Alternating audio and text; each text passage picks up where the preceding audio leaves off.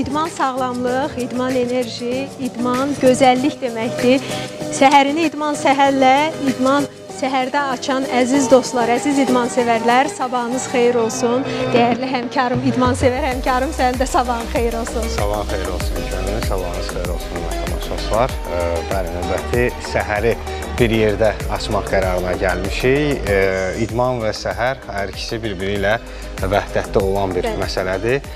Səhər oldusa mütləq idman məsələsini yada salmaq lazımdır. Günə enerjili başlamaq üçün, günə gözəl başlamaq üçün mütləq idmanla başlamaq lazımdır. İqbal, amma siz şərhçilərdə deyərdim, bütün gün elə idmanla keçir. Həm səhəriniz idmanla açılır, həm gün ortanız, həm gecəniz deyərdim idmanla sona çatır. Çünki yarışlara şərh eləyirsiniz, hazırlaşırsınız, futbol yarışlarını izləyirsiniz. Yəni, ümumiyyətlə, bu həftə hansı oyunlarla yadda qaldı yadında? Əslində, doğrudan da şərhçinin həyatı bir növ gecə daha qaynar olur, bir növ daha gecə vaxtı yaşanır. Əsas oyunlar, əsas şərhlər gecə vaxtı olur və odur ki, biz bu müddət ərzində müəyyən vaxt məsələsi olur da. Məsəl üçün, səhər gec durmaq, axşam gecə yatmaq. Bu da əsasən təbii ki, çempionatların filan olan dövrünə təsadüf eləyir. O ki, qaldı hansı maraqlı oyunlar oldu. Bu həftə elə bir həftə idi ki, çempionatlarda bir-birindən maraqlı oyunlar keçirilmişdi və mən bir tərəfə sənin daha çox diqqətini çəkən bir qarşılaşma olub. Oldu.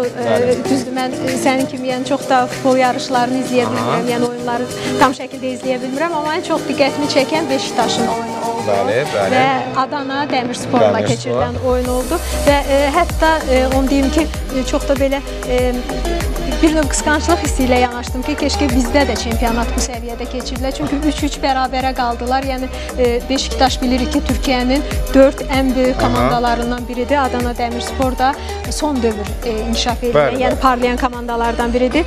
Və ümid edirik ki, bizim çempionatda da gələcək belə komandalar çıxacaq ki, güclü rəqibləri ilə, məsələn, Neftçi ilə, Qarabağla rəqabət apara biləcəklər. Təbii ki, o səviyyə məsələsinə gələndə, səviyyə məsələsini şərtləndirən amillər müxtəlifdir. Burada inkişaf məsələsinə olmağı üçün təbii ki, komandaların daha çoxluğu nəzərdə tutulur. Məsələn, Adana Demirspor keçən il, ötən il ümumiyyətlə heç kimi bilmədiyi, yəni çox adamın bilmədiyi bir komandaydı. Türkiyə futbolçuları onu tanıyırlar. Əsasən yarandığı müddətdən daha çox aşağı liqadan mübarizə aparır və bu mövsümdən artıq etibarən böyük komandalarla başa-baş mübarizə aparır. Bax, heyəti də elə bir heyət deyil artıq. Artıq onları daha çox sən bilirsən. Bəli, adlı sanlı oyuncular alırlar. Məsəl üçün, bax, bu son günlərdə futbol aləmində o oyunda yadda qalan bir hadisə daha əlamətdar oldu. Belə ki, Mario Balotelli adı var, futbol dünyasının bir şıltaq ismidir. Yəni, ərköyün, şıltaq, ipə sapa yatmayan, sözə qulaq asmayan bir futbolçuydu və buna görə də, bu xarakterinə görə də öz karyerasını puç elədi. Oynamadığı böyük komanda qalmadı, getmədiyi böyük komanda qalmadı. Öz potensialını elə açdığı bir məqamda elə bir hərəkət edirdi ki, hər kəs ondan üz döndərirdi. Məşqçilərin artıq əsəbi ilə oynayırdı, toxunurdu və Mario Balotellinin həmin o şıltaq vaxtlarında, öz gücünə güvəndiyi vaxtlarda, amma irəliyə bilmədiyi vaxtlarında Sərgən Yalçın, Beşiktaşın indiki baş məşqçisi, ona ağılsızsan demişdi, sənin beynin yoxdur demişdi müsahibələrinin birindən. Sərgən Yalçın da bilirik ki, biraz belə ötkəm insandır. Sərt danışandı, bəli. Bəli, belə bir insandır və Mario Balotelli Beşiktaş 3-0 hesabı ilə qabaqda olduğu bir vaxtda Beşiktaşın qapısına qol vurdu və Sərgən Yalçına yaxınlaşaraq əli ilə belə elədi ki, yəni indi gör kimdir, ağılsız və həyat bumerang da qayıdır yəni, və hər kəs öz cəzasını alır. Yəni, kim öz üzərində işləyirsə, kim daha çox fəaliyyətini genişləndirirsə, yəni nəticə də olur. Bəli, bu da, yəni uğur qazanmaq üçün mütləq əzmli olmaq lazımdır, çalışmaq lazımdır. Bu da idmanda əsasən bariz şəkildə özünü göstərir.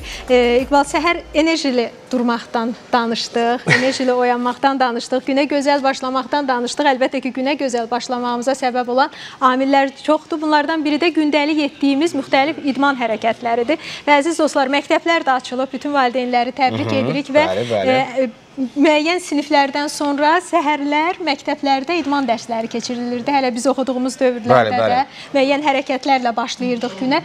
Uşaqlıqdan bu vərdiş yaradılırdı. Yəni indi də bu ənənə bilirəm ki, davam etdirilir və düşünürəm ki, gözəl ənənədir. Evdə olanlarla əlbəttə ki, idmanla məşğul olurlar, müxtəlif idman növləri ilə və daha çox da müraciət edirlər.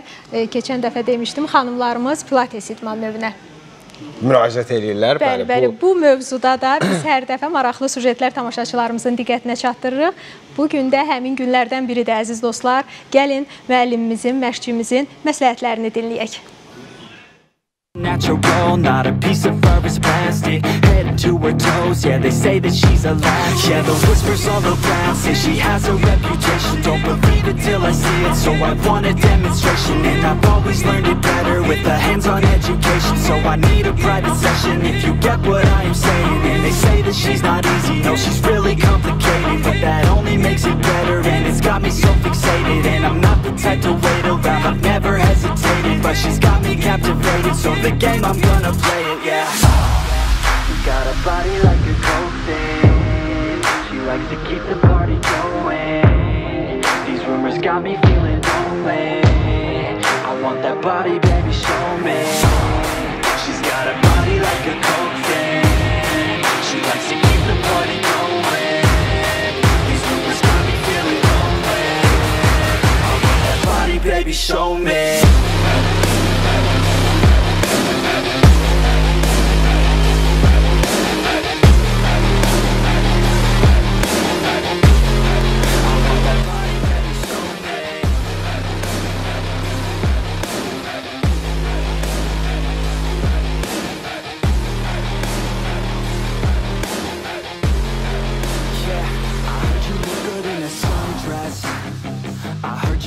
When you're undressed, I heard you like to get away. I heard you like to stay out late. I heard you had a couple boyfriends. I heard they didn't treat you right. I heard you're hated by your girlfriends, 'cause all the guys want you tonight. Yeah, they say she's too hot, they say she's too cold. Where she came from, nobody really knows. They say she looks young, but say she acts old. From everything I've heard, she gets out of control. And all the boys say she was sent from the heavens, but I'm not too sure that this girl is a blessing. She's got the devil's eyes and they'll cut you like a weapon. She's stuck in my mind like a bad obsession. Got bad intentions. She got a body like a coating. She likes to keep the party going. These rumors got me feeling lonely. I want that body, baby, show me. She's got a body like a coating. She likes to keep the party going. These rumors got me feeling lonely. I want that body, baby, show me.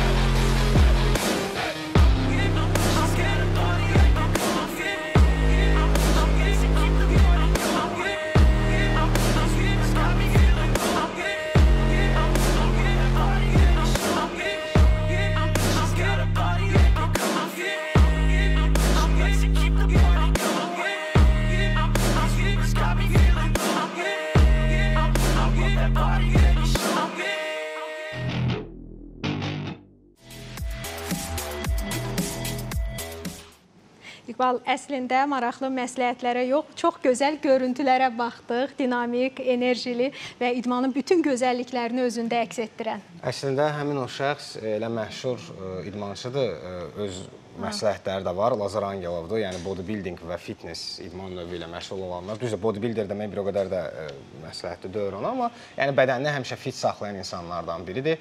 Onun daima, yəni onun səhifəsini və sosial şəbəkələrini izləyən insanlar daima onun məsləhətlərindən yararlana bilirlər. Müxtəlif digər idman növlərində peşəkar olan və tanınmış olan populyar idmançılar da tez-tez ona müraciət edirlər. Yəni o bədəni necə formada saxlamaq lazımdır. Yəni idmanı həyat tərzinə çevirənlərdəndir. Bəli, bunun ustası da bunu bilir.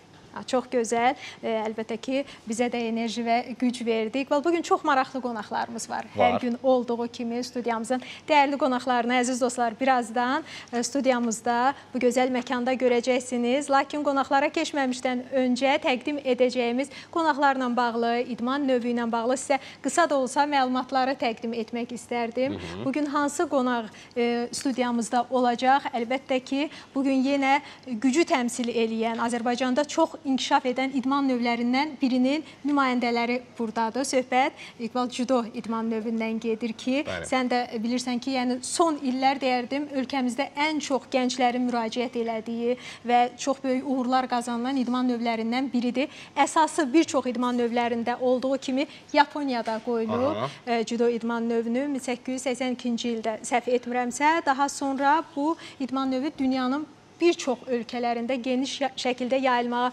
başlayıb. Hərifi mənası da çox maraqlıdır. Deyərdim ki, bütün Yapon idman növlərinin özünün xüsusi bir fəlsəfəsi var, yanaşması var. Cü sözünün mənası yumuşaqlıq, elastiklik deməkdir. Do sözünün mənası isə prinsipiallıq deməkdir. Yəni, elastika ilə güc, prinsipiallıq burada birləşir. Bilmirəm, tatam üzərində idmançılar bu elastikaya nə qədər əməl edirlər. Çünki daha çox güc öndə olur və güclü olan, taktiki gedişi daha yaxşı olan, mən belə düşünürəm ki, qalib tərəf olur. Judo həm də bu məsələlərlə yanaşı çox vəfalı idman növüdür. Nə mənada vəfalı idman növüdür? Məsələn, judo ilə uzun illər məşğul olan, peşəkar və həvəskar şəkildə məşğul olan idmançılarda forma məsələsində ciddi irəliləyiş olur və digər, məsəl üçün, mən bodybuilding, düzdür, o idman növünə maraq göstərən insanların həvəsini qırmaq istəmirəm. Məsəl üçün, biri var bodybuilding, belə deyək də, fitness, ora gedirsən, orada bir müddət məşğul olursan, bədəni müəyyən formaya salırsan, ancaq məşqdən bir balaca, bir həftə, 10 gün, bir ay uzaqlaşan kimi elə bil heç nə eləməmsən, məşq eləməmsən və forma yavaş-yavaş özünü itirir. Amma judo güləş idman növü ilə bərabər çox vəfalı idman növüdür və onun formalaşdırdığı bədən uzun müddət qalır. Nə gözəl, yəni odur ki, biz də gənclərimizə, uşaqlarımıza bu idman növü ilə zamanında, vaxtında məşğul olmağı tövsiyə edirik. Bu idman növü haqqında danışmışkən, bayaq da qeyd elədim, qonaqlarımızı təqdim edəcəyik. Lakin qonaqlarımız gəlməmişdən öncə, əziz dostlar, maraqlı bir məlumatımız olan sujetimizi diqqətinizə çatdırırıq. Xəbər verdiyimiz kimi, Tokyo Olimpiyadasında yüksək nəticələr qazana bilməyən kişi judoçulardan ibarət komandamızda məşqçi dəyişikliyi baş verib. Mövlud Mirəliyevin rəhbərlik etdiyi yeni məşqçilər korpusu idmançılarımızın daha yaxşı hazırlıq keçməsi üçün artıq fəaliyyətə başlayıb. Judoçularımız həm fiziki, həm də taktiki təlimləri yerinə yetirirlər. Tatami ustalarımızı qarşıda bir sıra beynəlxalq yarış gözləyir. Judoçularımız Parisdə, daha sonra Bakıda böyük dəbilqə seriyalı turnirdə mübarizə aparacaqlar. Milli komandanın baş məşqçisi İdman TV açıqlamasında komandamızın hazırlığını dəyərləndirib. Qabaqda yarışlarımız var, 3 yarışımız var. Biri də ölkəmizdə olacaq, Bakıda olacaq. Zəfər günündən həsr olunur. Uşaqlarımız, hal-hazırda biz arası 80 nəfər, 90 nəfər uşaqlarımız var, gəlir, gedir. İndi gənclərlə böyükləri birləşdirmişik. Azərbaycan çempionatından sonra tam heyət bilinəcəkdir. Çünki il yarım 2 ildir Azərbaycan çempionatı keçirilmir, pandemiya ilə bağlı. Tokyo Olimpiya oyunlarında istədiyi nəticələri qazana bilməyən komandamızın əsas üzvləri Rüstəm Orucov və Orxan Səfərov gələcəyə nikbin baxırlar. Onlar yeni məşqçilərlə uğur əldə edəcəklərinə inandıqlarını bildiriblər. Gördüyünüz kimi də burada qaçırıq, hazırlaşırıq, ağır məşqlər gedir, təzə kollektiv. Mənim altında çox ciddi məşqlər gedir, çox ağır məşqlər. Amma inşallah bunu dəzməliyik, işimiz odur. Dözüb inşallah sözümüz deyəcək. Yeni heyət əlbəttə ki, bizim tanıdığımız müəllimlərdir. Elçin müəllimdir, Mövlud müəllimdir. Biz hamısını tanıyırıq. Uşaq vaxtından da belə də tanıyırıq. Belə də öncələrdə onlarla bir yerdə işləmişik. Çox sevinirəm ki, onlar bizimlə də artıq. Xatırladaq ki, Parisdə böyük dəbilqə seriyalı turnir oktyabrın 16 və 17-sində olacaq. Paytaxtımızda təşkil olunacaq analoji yarışsa noyabrın 5-dən 7-sinə də keçiriləcək.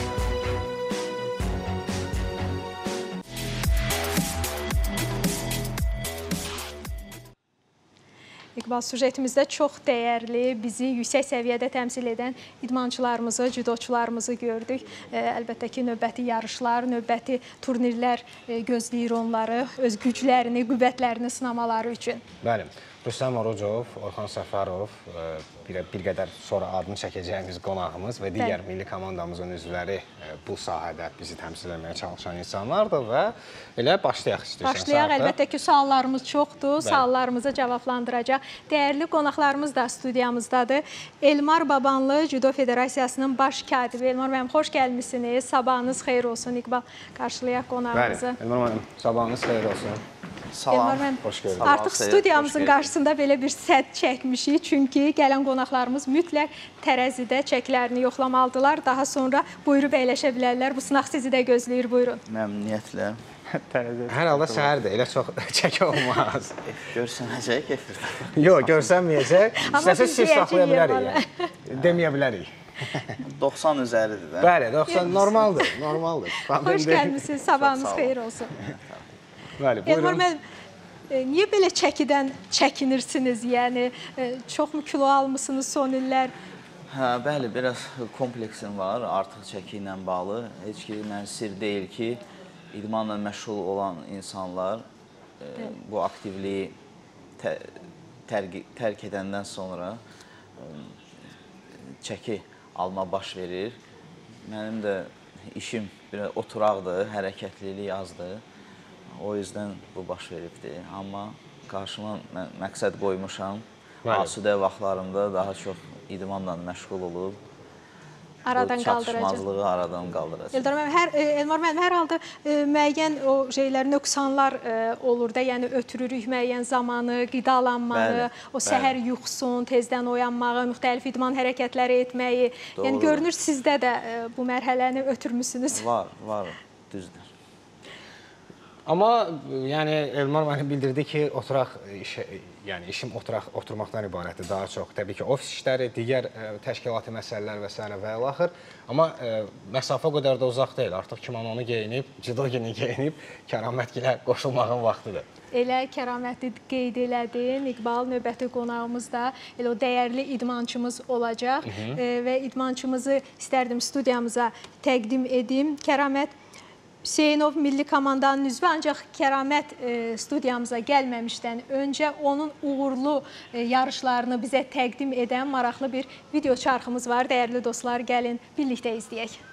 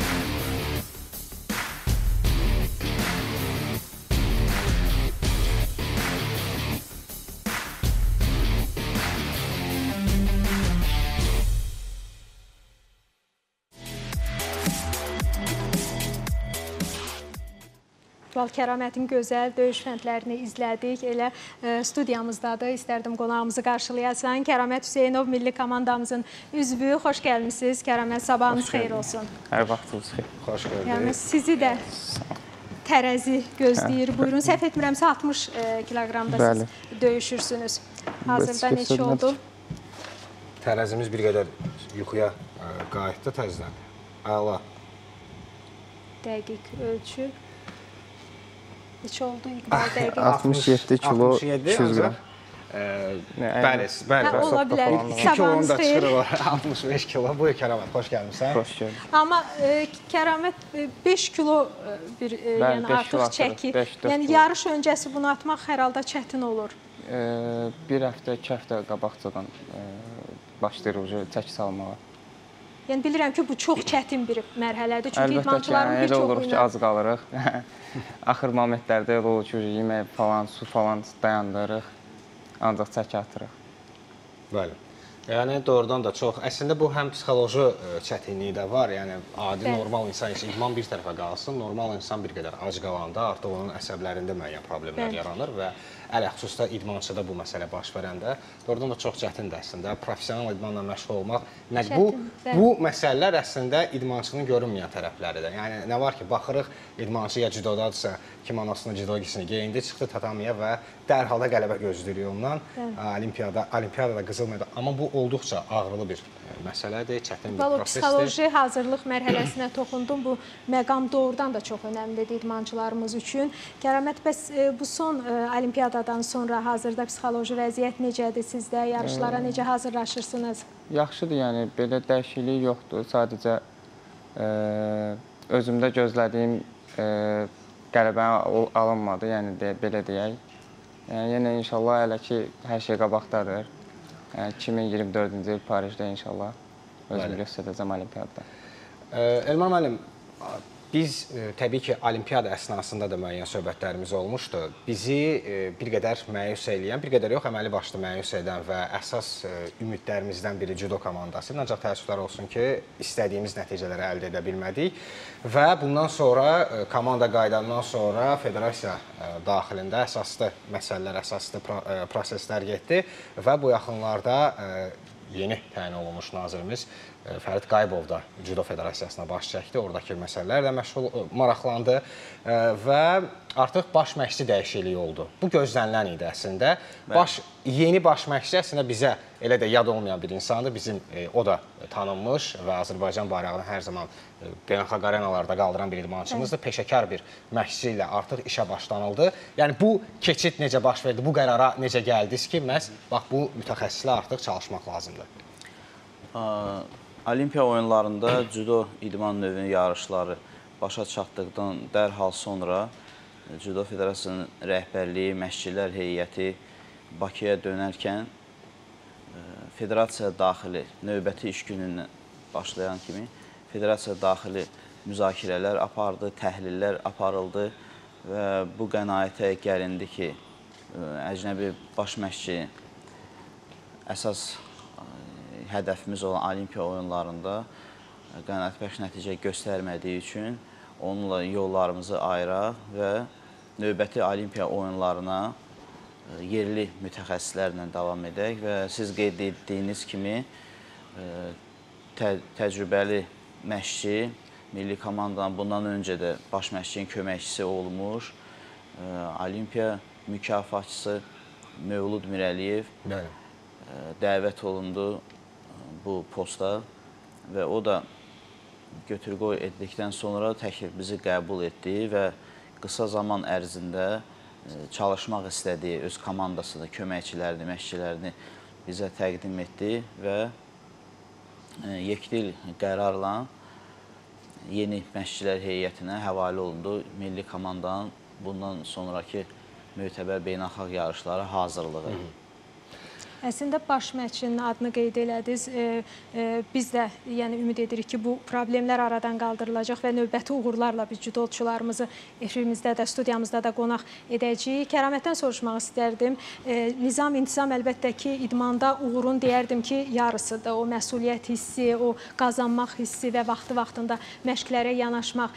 Milli komandada, ümumiyyətlə cüdoçularımız içərisində sənin fikrincə ən nizam-intizamı əməl edən cüdoçularımız kimlərdir? Demək olar ki, hamımız yəni nizam-intizamı yerinə yetiririk. Çünki müəllimlər qoyduğu qaydalardan çıxmaq olmaz. Yəni hamımız nizam-intizamlıyıq. Amma ən çox məncə Rüstəm Orucov nizam-intizamı yerinə yetirəndir. Yəni hər şey vaxtı-vaxtında yəni gördüyüm odur yəni. Bəs Kəramət kənardan məsələn özünə belə bir yanaşma olsa, tənqidimi, müsbət mənadamı yanaşsan, nizam-intizamda Kəramət neçənci yerdə dayanır? Onu tam dəqiq deyə bilmərəm, amma ki, belə biz məsələn elə olur ki, gec falan yatanda, mən zuborda və yaxud da yarışda olur da, yəni gec yatırıq, amma Rüstəm o barədə, yəni maşallah var. Məncə Elmar müəllim bu suala daha yaxşı cavab verər. Ümumiyyətlə qeyd etmək istərdim ki, milli komanda daxilində bütün yaş qruplarında, yeniyetmələrdə də, gənclərdə də, istər qızların milli komandasında, kişilərdən ibarət milli komanda daxilində ümumi nizam-intizam ab-havası yüksək səviyyədədir. Yəni, idmançılarımız nizam-intizamlıdırlar. Məşqçilərin tapşırıqlarını, məşq rejiminə, istirahət rejiminə ciddi əməl etməyə çalışırlar.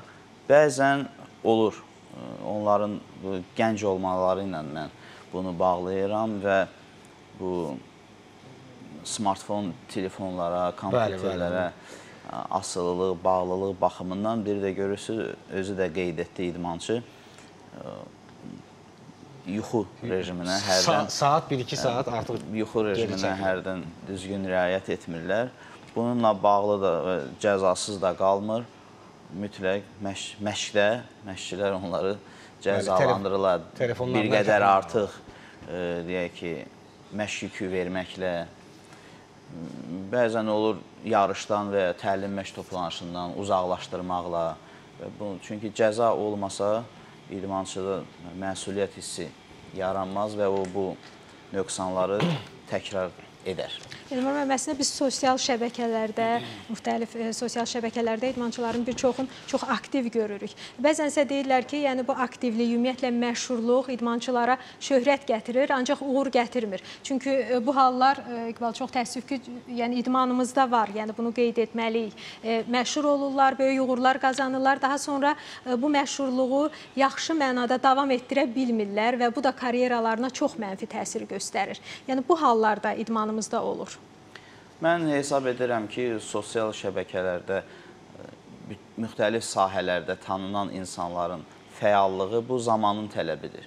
Yəni, biz 21-ci əsrdə yaşayırıq, bugün çox sürətlə inkişaf edir texnoloji yeniliklər və gənclərimiz, insanlarımız bu sahələrə çox meyillidirlər və bu bir növ, mən deyərdim, hətta vacibdir.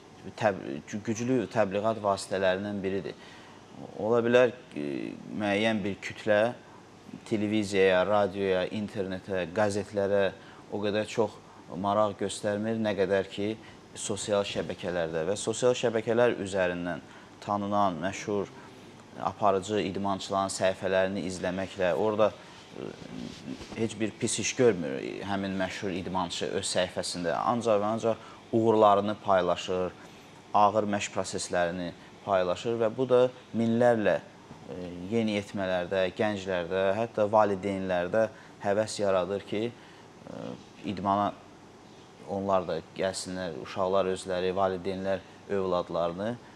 Mən buna yaxşı yanaşıram. Əslində, Kəramət, siz özünüz də sosial şəbəkələrdə çox aktivsiniz, müxtəlif videolar, şəkillər tez-tez paylaşırsınız. Necə düşünürsünüz? Yəni, bu sizin yarışlara, məşhurluğunuza, ümumiyyətlə, karyeranıza necə təsir göstərir? Müsbət, yoxsa mənfi? Mənfi göstərmir, yəni müsbət göstərir. Çünki biz sadəcə başqa şeylər paylaşmırıq. Yəni, ancaq idmana aid və yaxud da haradasa, məsələn, xaricdə falan olanda, yarışlarda falan belə şəkil paylaşırıq. Yəni artıq da heç nə paylaşmırıq. Ona görə də mənfi heç nə də gətirə bilməz müsbət ancaq. Həm də bir qədər əvvəl biz söhbət elədik nizam-intizam məsələsi ilə. Bizim xalq bildiyimiz kimi bədiliyə, ədəbiyyata, folklora dərin bağları olan bir xalqdır və bizdə belə bir misal var ki, yaxşı oğul dayısını oxşayar.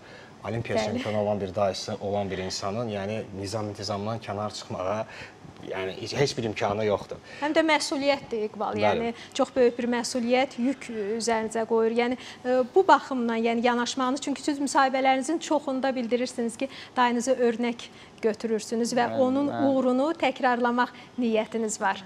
İnşallah. Mən daima baxıb idmana gəlmişəm. Özümün idmana həvəsim olub, amma uşaqlıqda dedim daima ki, məni idmana qoy. Sağ olsun. Judoya məsləhət gördü, judoya qoydu ondan sonra. Ondan sonra daha da çox həvəs yarandı. Bəzi yarışlarda utdum falan.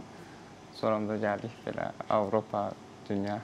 Əlbəttə ki, sizi dəstəkləyir, amma hər halda tənqidi fikirləri də olur. Əlbəttə ki, yəni adicə yarışda, yarış qabağı o mənə zəng eləyəndə mən də daha da çox nasır yaranır da, insanda olur ki, daha da çox həvəs yaranır. Həvəs yaranır. Nastroykanı daha da yaxşı edirəm özümə qarşı ki, çıxıb yarışda başqa cür güləşmək lazımdır. Bəs bu olimpiyadada necə oldu? Məsələn, bu olimpiyadada onun sırf verdiyi psixoloji məsləhətlər nədən ibarət idi? Kifayət qədər gənc idmançısan, yəni bu gənc yaşda olimpiyada kimi böyük bir mötəbər yarışda iştirak eləmək çox böyük məsuliyyət tələb edir. Yəni insan o qədər gərək psixoloji hazır olsun ki, artıq o cür məsuliyyətin həyəcanın öhdəsindən gəlsin. Bax, bir professional kimi hansı məqamlara toxundu, nələri məsləhət gördü? Dedi, yəni ən asan yarışda əslində elə olaraq ki, dünya çempionatı ən çətin yarış gedir də. Çünki dünya çempionatında 2 dənə yapon, hər ölkədən 2 nəfər gəlir də, hər gücü çəkidən. Amma burada 1 nəfər gəlir də, seçilən kişi gəlir. Düzdür, burada zəif olmur. Bəlkə də dünya çempionatında bir dənə zəif ola bilər, keçə bilərsən, amma burada zəif olmur. Amma dedi, burada yəni bir nəfər olur da, özü elə nasıl elə ki, yəni heç beynimə salmadı, olimpiyada güləşirsən də. Dedi, rahat ol, çıx, rahat güləş. O da ki, mən də halmadı. Amma əslində sənin karyeranda Yapon idmançı olub, yəni Yapon rəqibin olub. Bəli, 2 dəfə udmuşam Yapon rəqibi. Bir gənclərdə dünya çempionatı finala çıxış udmuşam. Bir də böyüklərdə yarım final yox, yarım pol finala çıxış udmuşam. Kərəmət, bax bu hazırda judoda belə bir artıq stereotip fikir formalaşıb ki, baxan görür ki, Yaponlar hər şeyə sədd qoyublar. Yəni bütün qızıl medallardan söhbət gedir. Əlbəttə olimpiyadada biz gördük, 1-2 çəki dərəcəsində qızıl medalları çıxmaq şərti ilə, hətta bacı qardaş onlar Rüstəm Orucovun çəkisində onlar da qızıl medal qoymadılar. Aliyə birdən-birə 2 qızıl medal gətirdilər. Bax bu stereotipi səncə, bu səddi, baryeri digər ölkənin, Azərbaycan olsun, digər ölkənin nümayəndələri necə qıracaqlar? Yəni bunu qırmaq üçün nə lazımdır? Sən özün 2 dəfə məğlub etmisən Yaponları. Yəni məsələn o olimpiyadada bunların qarşısı niyə alınmır səncə? Ən çox inam lazımdır. Yəni bir insanda özünə inam olandan sonra yəni hər şey bacarar insan. Bir şey ki mən nabrod Yaponlarla və yaxud da güclü idmançı ilə çıxanda daha çox inam yaranır özümdə. Məsələn, Bakıda gənc idim, mən gənclərdə idim hələ, dünya çempionatı güləşdim, olimpiya çempionu utdum, Mudranov utdum. Məndə elə şey olub ki, bilməm, bəlkə də başqalarında başqa cür. Amma məndə güclülərlə çıxanda daha çox güc gəlir özümə, daha çox inam gəlir ki, məsələn, deyirəm bunu utsam, məsələn üçün, hamı məndən danışacaq. Özümü belə şey eləndə, yəni nastroyka eləyirəm ki, bunu utsam, hamı məndən danışacaq falan filan. Kərəmət, hazırda o udmaqdan, qalib olmaqdan danışdın. Sizi bir yarışa dəvət etmək istərdik, İqbal. Kərəmətlə istərdim, Darsda özün sınasın. Olar. Buyur, görək burada kim güclü olacaq. Elə Elmar müəllim, sizlə də ola bilər. Olar, bəli. Bu bir növ elə ofis işinə bənzəyir, dəqiqlik tələb olunur. Gəlin elə həriyə. 3 dənə olur da. Bəli, həriyə 3 imkan olacaq. Buyurun, kim başlayır? Fərqi yox. Yol böyüyün. Buyurun. Siz elə buradan durub məsafə çox uzaq olmasın, rahat ata biləsiniz. Məncə 2 judo təmsilçisinin yarışması ilk dəfə bizim kanalda olur. 18. Yəni Kərəmət artıq bunu deyək ki, bu kənara getdi.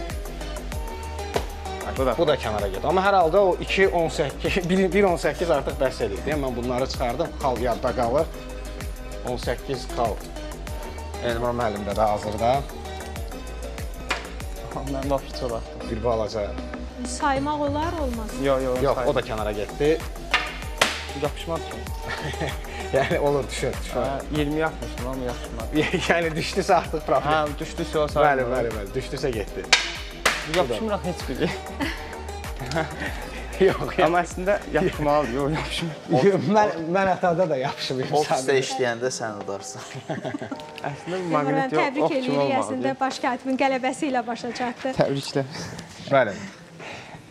Və Ümumiyyətlə, Elmar müəllim, boş zamanlarınızda, boş vaxtlarınızda bu cür idman yarışları ilə, idman oyunları ilə məşğul olursunuz?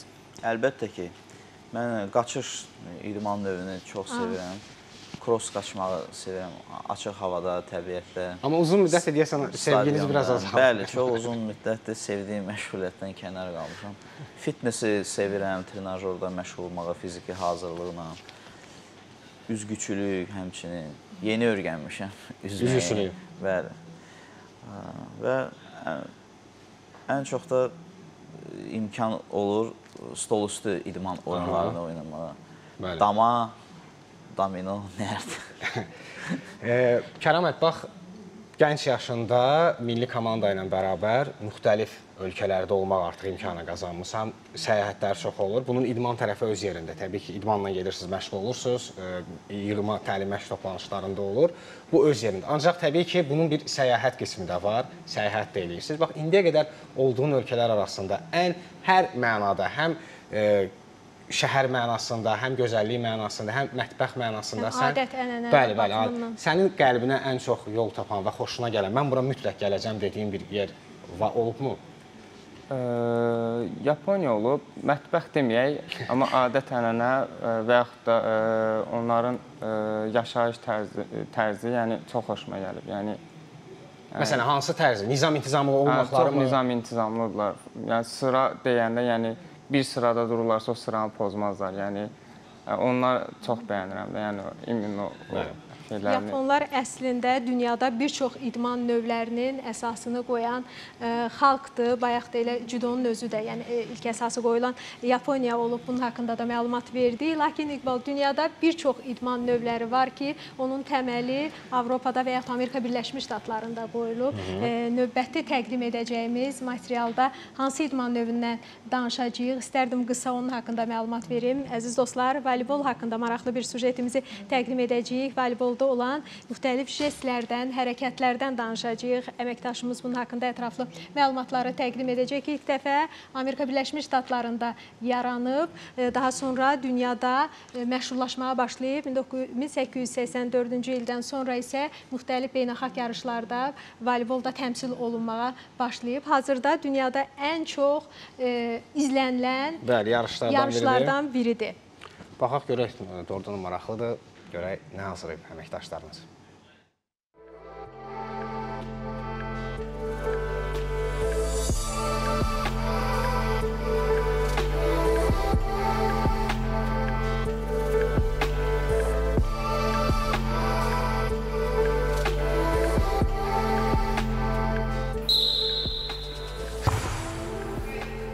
Voleybol heç şübhəsiz heç kəsin maraq və həvəslə izlədiyi idman növlərindən biridir. Bugünkü sujetimizdə isə 6 oyunçu ilə oynanılan bu komanda idman növünün bəzi xüsusi nüansları və taktiki gedişlərini sizlərə təqdim edəcəyik. 1964-cü ildən yay olimpiya oyunlarının proqramında olan dünyada, eləcə də ölkəmizdə daim maraqla izlənilib, böyük rəğbət bəslənilən idman növlərindən biri də voleyboldur. Xüsusilə də Azərbaycanda qadın voleybolunun böyük inkişaf tarixi çoxlarımıza məlumdur. Digər idman növlərində olduğu kimi, voleybolun da izləyici kütləsində maraq yaratdığı bir çox məqamlar var. Bunlar arxadan göstərilən əl-barmaq jestləri və mövqe dəyişmələridir. Jestlərin hər bir komandada fərqlilik təşkil edib, standart olmamasının səbəbi isə rəqib komandanın qurulan hücum və taktiki gedişlərdən xəbərdar olmamasına görədir. Oyunçuların barmaq jestlərini meydançada olan komanda yoldaşları arasında gizli dialoq da adlandıra bilərik. voleybolda ümumiyyətlə komandada 14 oyunçu olur. Amma meydançada 6 oyunçu olur. 6 zona var. Pasör, hücumçular və libero. Libero həmişə arxa zonalarda oynayır. 1, 5, 6. Ona görə biz liberonu hücumda heç çox görə bilmirik. Qeyd olunması ən əsas məqamlardan biri oyunçu mövqeləridir. Voleybolun sütununu təşkil edən 5 əsas mövqe isə top paylayıcı, diaqonal, hücumçu, blokçu və liberodur. Hər birinin fərqli funksiyası olan bu mövqelərdə adətən kiçik əvəz etmələr olur. Bununla yanaşı oyun ərzində mövqelər saat əqrəbinin əksi istiqamətində dəyişir. Diqqət çəkən məqamlardan biri isə hər bir komandanın tərkibində fərqli forma ilə çıxış edib, müdafiə mövqeyini tutan və adətən komandanın ən təcrübəlisi sayılan liberodur. Libero yeganə oyunçudur ki, mövqeyi dəyişmir, servis atışı yerinə yetirmir və yalnız zədələndiyi təqdirdə əvəz olunur. Diaqonal hücumçu, orta oyuncu və 4-cü zonadan hücumçu. Çox az ərkeşlərdə maraq yaradır. Məsəl üçün əl jestləri var. O, pasörlə hücumçuların arasında olan bir şeydir. Elə anlaşırlar. Məsələn, sizə göstərim. Baş, zlyot, zona, ikinci zona. Bu, hər komandada dəyişir. Yəni, elə bir qayda yoxdur ki, bütün komandalarda hər yerdə eyni olmalıdır. Biz belə anlaşırıq. Öncədən bizə xəbərdarlıq verir ki, məsəl üçün, budur ya da budur. Və biz hazır oluruq ona. Amma bunu qarşı komandadan gizli bir şəkildə eləməyə çalışırıq. Bu əl jestləri ancaq pasörlə və hücumçunun arasında olan bir şeydir.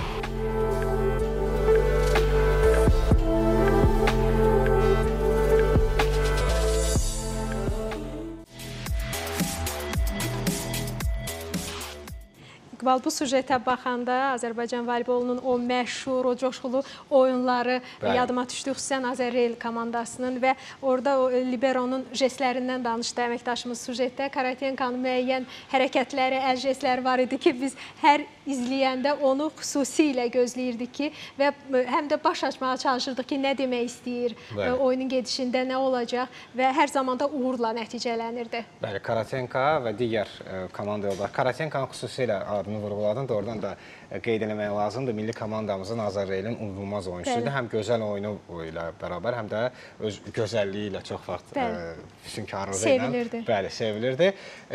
Əslində, voleybolda var. Bir qədər əvvəl biz fasilə ərəfəsində danışdıq. Voleybolda əməli başda onların öz dili var. Yəni, söhbət eləyirlər, əməkdaşımız da bildirdi. Arbellərin arxasında 2-3, mən həmişə baxırdım, deyirdim, yəni, nə məsələdə. Nə məna verir görəsən. Amma doğrudan da ciddi mənaları var imiş. Bir-birlərinə taktika başa salırlar. Rəqib görməmək üçün əllərini arxadan gətirirlər. Görəsən, belə bir şey judoda varmı? Amma rast gəlinmir. Qonaqlarımızdan soruşaq, yazılmamış qanunlardan judoda necə istifadə olunur? Judoda əllərlə, jestlərlə hərəkətlər yalnız hakimlərə xasdır. Onlar görüşü idarə edərkən vaxtın dayanmasını, görüşün başlanmasını, xəbərdarlıq halları nəyə görə, hansı texniki qayda pozuntusuna görə onlar əllə ancaq göstərirlər. Bəs məşqçilər necə? Çünki hündürdən danışmaq olmaz, qışqırmaq bilirəm ki, olmaz. Və necə başa salırlar? İdmançılarda jest ancaq baş əymə hərəkəti var. Tatamiyə çıxanda və tatamidən geri dönəndə rəqibə mütləq salamlama kimi baş əyilir.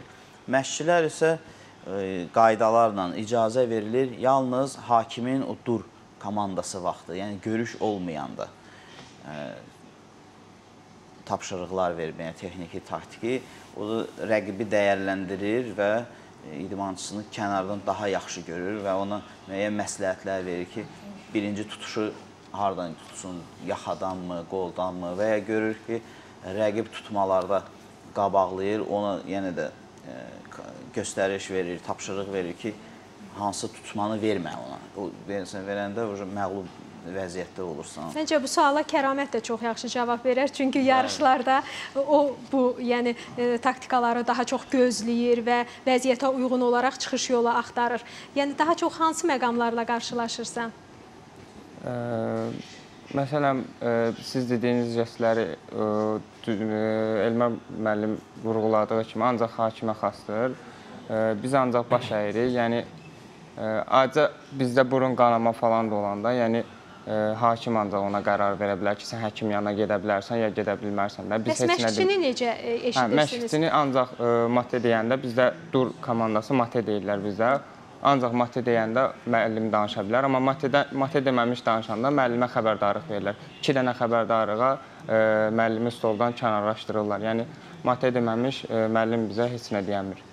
Matedən sonra bərk də deyə bilər, yavaş da deyə bilər. Yəni o səsi yüksəldib azaltmağına heç nə demirlər. Amma ki matedən qabaq deyənməz. Deyəndə də xəbərdarlıq verirlər. Əslində bilmədiyimiz, kənardan görünməyən nə qədər maraqlı qanunlar var, qaydalar var ki, idmançılar bunun hamısına dəqiq şəkildə əməl etməlidir. Bizim əməl etməli olduğumuz bir məqamda var. O da xəbər aparıcımızın hazırda studiyada olması və biz onu salamlamaq istərdik. Həcər Vəliyeva. Həcər, sabahın xeyir olsun. Salam, sabahınız xeyir. Hər birinizi xoş gördük.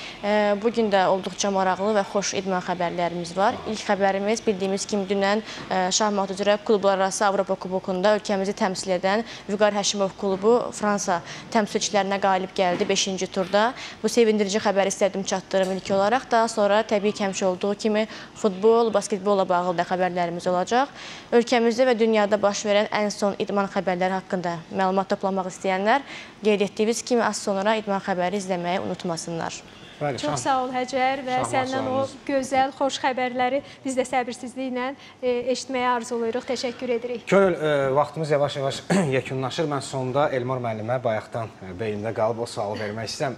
Elmar müəllim, yeni məşqçimiz haqqında danışdıq. Onun uğurlu olacağına heç bir şübhəmiz yoxdur. Ən əsası Azərbaycanlı məşqçidir və idmançılarımızın dilini çox gözəl bilir. Mənə maraqlı olan buna qədər Elxan Məmmədov idi, dünya və Avropa çempionumuz. İlk məşqçilik təcrübəsini yaşayırdı. Bax, onun növbəti taleyi necə olacaq? Ona komandada artıq yer ayrılıbmı, yoxsa onunla bir dəfəlik sağollaşdınızmı? Xeyr, təbii ki, Elxan Məmmədov kimi titullu idmançını və təcrübəli məşqçini biz kənara ata bilmərik. O, Azərbaycanın tarixidir, ilk və hələ ki, yeganə dünya çempionumuzdur, Avropa çempionudur. Düşünürük Elxan Məmmədovla yaxın gələcəkdə əməkdaşlığımızı başqa bir formada davam edək. Hal-hazırda o məşqçi kimi fəaliyyətini Neftçi İdman Klubunda davam etdirir. Klubdakı vəzifəsindən onu heç kim azad etməyib və irəlidə bəlkə digər bir yaş qrupunda, milli komandaların birində baş məşqçi və baş məşqçi köməkçisi qismində planlaşdırırıq. Maraqlıdır. Qarşıda hansı yarışlar gözlənilir? Ümumiyyətlə, cüdoçularımız hazırda hansı yarışlara hazırlaşırlar? Hazırda 2 cüdoçumuz 73 kiloqramda Hidayət Heydərov və 90 kiloqramda Məmməd Əli Mehdiyev Grand Prix yarışına yollanıblar Xorvatiya, Zaqrebə. Bu həftə sonu onların çıxışlarını izləyəcəyik və onlardan böyük nailiyyətlər gözləyirik, medallar gözləyirik. Daha sonra isə oktyabr ayında Parisdə ənənəvi böyük dəbilqə turniri keçiriləcək və burada artıq daha geniş heyətlə və millimizin əsas üzvləri ilə qatılmağı planlaşdırırıq. Bu da cüdo təqvimində ən ağır, ən güclü yarışlardan biridir. Hətta bunu mini dünya çempionatı da adlandırırlar. Çünki Paris böyük dəbilqə turnirinə tarix boyu həmişə çox böyük maraq olub. Və ondan da başqa noyabr ayının 5-i, 7-si tarixlərində paytaxtımız Bakı şəhərində Beynəlxalq Cüdo Federasiyası ilə əldə olunmuş yeni razılaşmaya əsasən Dünya Cüdo Turu çərçivəsində keçirilən böyük dəbilqə turniri seriyalarından biri yenidən Bakı şəhərində keçirilməyə başlayacaqdır. Buna hazırlaşırıq. Əslində, maraqlı yarışlar haqqında, turnirlər haqqında məlumat verdiniz. Təşəkkür edirik. Kəramət, sizi hansı yarışlar gözləyir? Ümumiyyətlə, indi hazırlıq prosesi necə gedir? Məndə hazırlıq prosesi yaxşı gedir. Mən inşallah ki, Bakıdakı böyük dəbilqəyə start verəcəm. Oradan başlayacağım. Hələ ki, məşqlər davam edir. Hər şey çox gözəldir. Çox sağ olun, uğurlar arzu edirik. Ümid edirik ki, bu qeyd elədiyiniz yarışda sizə uğur gətirəcək və sizi qələbə ilə studiyamızda yenidən qarşılayacağıq. Hər iki qonağımıza da İqbal təşəkkür edirik. Bugün çox dəyərli məlumatlar təqdim etdilər. Həm cüdo idman növü haqqında, hazırda olan vəziyyət haqqında və gələcək imkanlar, perspektivlər haqqında ətraflı suallarımızı cavablandırdılar. Bəli, təşəkkür edirik qonaqlarımıza, gənc idmançımıza kəramətlə böyük uğurlar arzulayırıq və medallar inanırıq ki, gələcək. Medallar gələcək həm kəramətdə, həm də digər idmançılarımızda. Əlbəttə ki, bütün uğurun təməlində, əziz dostlar, mübarizə dayanır, inam dayanır. Hər birinizə bu səhər İdman TV-dən mübariz olmağı arzu edirik, gününüzün uğurlu başlamağını arzu edirik. Növbəti efirlərdə görüşmək ümidi ilə. Görüşənərək.